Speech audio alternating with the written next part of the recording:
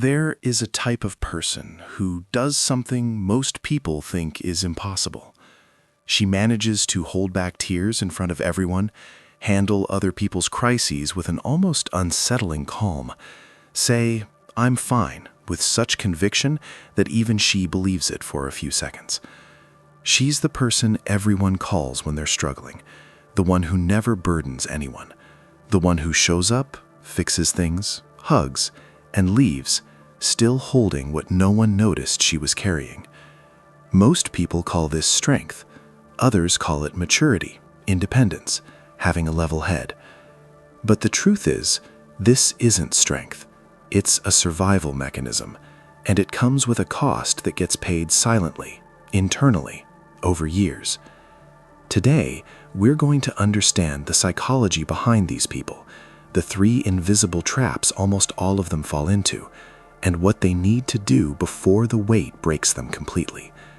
Stay until the end, because the third point is the one no one talks about, but it's the most important of all. To understand why some people carry everything inside, we need to go back to the beginning, not to adulthood, to childhood. The human brain is a survival organ, and when a child grows up in an environment where expressing emotions had consequences, where crying was too much for the adult nearby, where needing help felt like a burden, where being strong was the only way to receive approval, the brain learns a lesson very quickly. Feeling is dangerous. Hiding is safe. Psychologists call this chronic emotional suppression. It's when a person doesn't just control emotions in specific moments, but develops an automatic pattern of swallowing what they feel before even processing what it is. And here's the part most people have never heard. Neuroscience research shows that suppressing emotions doesn't make them disappear. They get stored in the body as muscle tension, as unexplained fatigue, as that constant sense of heaviness you wake up with even after sleeping 8 hours. The emotion doesn't go away, it just changes address. And the person who carries everything inside becomes an expert at one specific thing, functioning anyway. She goes to work, solves problems, laughs with people, shows up for important moments, and does all of this while carrying a weight no one around her can see. The problem isn't that she's too strong. The problem is that she learned that needing is a weakness, and that belief buried deep opens up 3 traps that show up at different moments in life. Trap 1. The illusion of control. The first trap is called the illusion of emotional control. It works like this.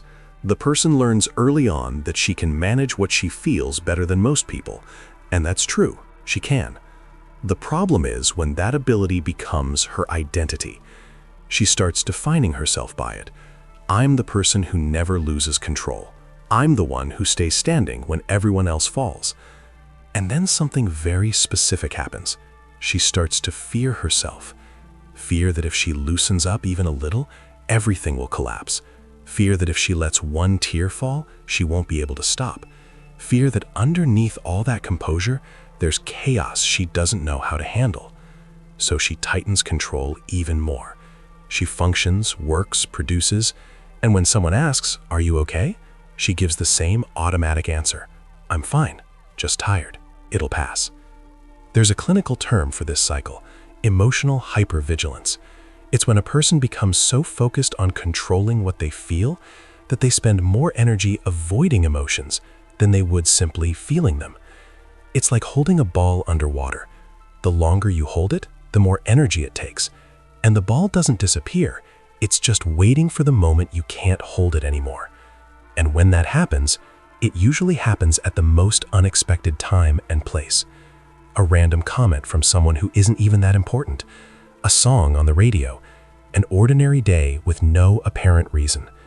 And the person who never cries, cries. And the person who always has answers, has none. And then comes the shame, because she doesn't understand what happened, and no one around her understands either. Trap 2. The emptiness in relationships. The second trap is quieter and more destructive. When you never show what you feel, the people around you create an image of you that isn't who you really are.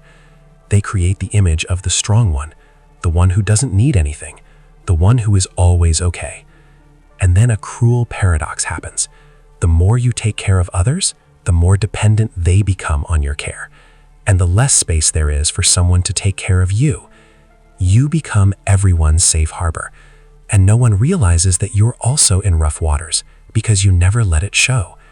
Relationships become unbalanced. You know everything about other people's pain, others know very little about yours, and that imbalance creates a very specific kind of loneliness. It's not the loneliness of being alone, it's the loneliness of being surrounded by people who admire you, call you, choose you, but don't truly know you. You are important to many people, but you feel that if you disappeared for a week without warning, everyone would notice the harbor is gone, but no one would ask if the sea inside you was okay. Psychologists call this a deficit of emotional reciprocity.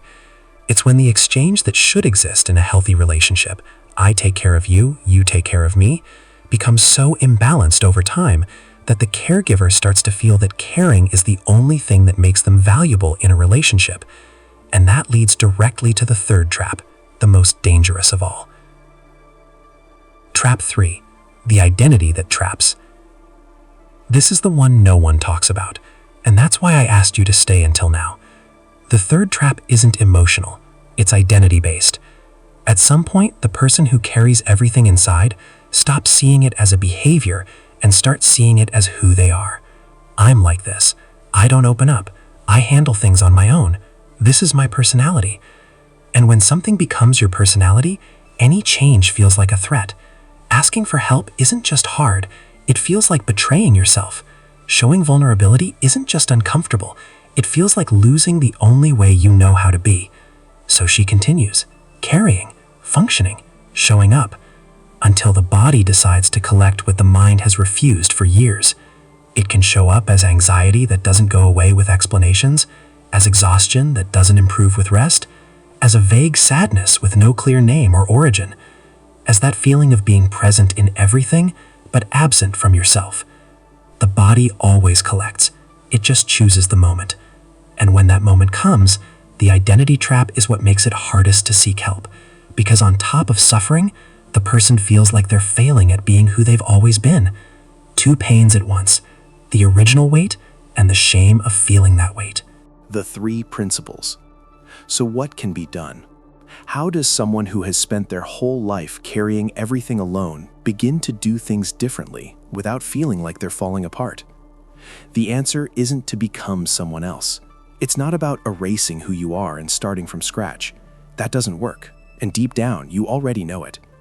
The answer is understanding that the strength that brought you this far needs to evolve into a different kind of strength. Principle 1. Differentiate between being strong and being invulnerable. Real strength is not the absence of vulnerability. It's the ability to be vulnerable and not be destroyed by it. The strongest athlete in the world can't train without rest. The most talented musician tunes their instrument before playing, not because they're weak, but because they understand that taking care of what they use is part of using it well. You are the instrument, and you're trying to play without ever tuning. Strategic vulnerability, the conscious act of showing what you feel to people who have earned the right to see it, doesn't weaken your ability to care for others. It sustains it. Principle 2. Understand that asking for help is a skill, not a weakness. There's a deep belief in these people that says, if I need, I'll be a burden. If I ask, I'll be too much. If I show, I'll overwhelm. But here's an honest question. When someone you love asks you for help, do you feel burdened or honored to have been chosen? The answer you gave is the same answer the people who love you would give. The problem isn't that you're too much. The problem is that you've never given anyone the chance to prove they can hold you too. Principle 3. Create a space where you can be what you are for no one else. The person who carries everything needs a place where they don't have to carry anything. It can be therapy. It can be a specific relationship where you practice showing what you really feel little by little. It can be a journal where you let out what stays trapped. The goal isn't to expose everything to everyone. It's to have at least one place in the world where you don't have to be the harbor, where you can be the sea. Because a harbor exists to protect ships, but every harbor needs maintenance, and maintenance doesn't happen while ships are anchored. When the person who learned to carry everything alone begins to apply these 3 principles, something happens that they didn't expect. They don't become someone else. They become a more sustainable version of who they've always been. The ability to care doesn't disappear.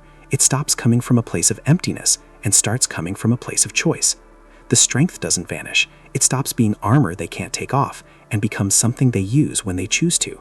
And the loneliness that once felt like the permanent condition of being too strong starts to make room for something they never thought was possible: to be seen as they truly are. That's not weakness. It's the most advanced form of strength there is. If you saw yourself at any point in this video, if you're that person everyone knows they can count on, but you're not sure who you can count on, I want you to know something. The fact that you stayed until the end already says a lot. It means a part of you knows that carrying everything alone isn't sustainable, and that part is right. Tell me in the comments, which of the 3 traps represents you the most: the illusion of control, the emptiness in relationships, or the identity trap? And if you know someone who fits this profile, someone who seems too strong to need anything, share this video. Sometimes the most important thing you can do for someone like that is to show them that what they feel has a name, an explanation, and a way out. If this content resonated with you, leave a like, not for me, but because the algorithm understands a like as a signal that this video should reach more people who need to hear this. Thank you for staying until the end. See you next time.